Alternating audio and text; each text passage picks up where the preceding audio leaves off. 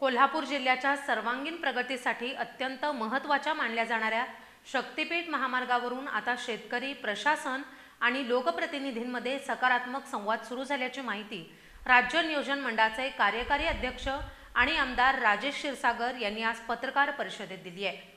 महामार्गामुळे होणाऱ्या शेती, पर्यटन, IT आणि औद्योगिक विकासाची शक्यता लक्षात घेता याला विरोध करण्याऐवजी संवादातून सहमती निर्माण करावी असा सल्लाही त्यांनी विरोधकांना दिलाय। कोल्हापूर जिल्ह्यासह पश्चिम महाराष्ट्राच्या विकासाला चालना देणाऱ्या शक्तिपीठ महामार्ग प्रकल्पासाठी आता संवादातून सहमतीचा मार्ग शोधण्यात येतोय। राज्य नियोजन मंडळाचे कार्यकारी अध्यक्ष आमदार राजेश क्षीरसागर यांनी पत्रकार परिषदेत दिलेल्या माहितीनुसार महामार्गांमुळे केवळ दळणवळण सुधारणा नाही तर पर्यटन, औद्योगिक आणि IT क्षेत्रातही मोठ्या प्रमाणावर रोजगार निर्मिती होणार आहे।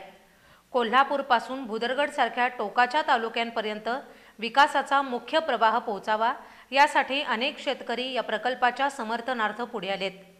काल मुंबईत समर्थक, शेतकरी आणि प्रशासन यांच्यात यशस्वी बैठक पार पडली आहे। अनेक शेतकऱ्यांनी भूसंपादनासाठी सातबारे देखील सादर केले आहेत। विरोधक फक्त राजकारणासाठी विरोध करत असून शेतकऱ्यांची दिशाभूल केली जाते। मात्र अनेक शेतकरी स्वतःहून प्रकल्पाला पाठिंबा देत असल्याचंही क्षीरसागर यांनी सांगितलंय। शक्तिपीठ महामार्गाची रस्त्याची रुंदी 300 मीटर नसून केवळ 100 ते 110 मीटर एवढीच असेल।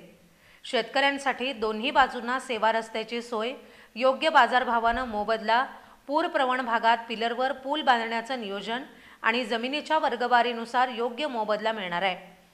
2019 आणि 2021च्या पुराचा अनुभव लक्षात घेऊन अलमट्टी धरणाच्या उंची वाढीचा अभ्यास करून रस्त्याच्या संरचनेत आवश्यक बदल करण्यात येणार आहेत। MIDC झोनप्रमाणे कायद्याच्या चौकटीत मोबदला देण्यात येईल असेही क्षीरसागर यांनी स्पष्ट केले। पत्रकार परिषदेला शक्तिपीठ महामार्ग समर्थन समितीचे अध्यक्ष दौलतराव जाधव, माजी महापौर राजू शिंगारडे, नवनाथ पाटील, अमोल मगदूम, सचिन लंबे, रोहित वाणदार, राम अकोळकर, दत्तात्रय कुलकर्णी, शिवसेनेचे कमलाकर जगदाळे, किशोर घाटगे आदी मान्यवर उपस्थित होते।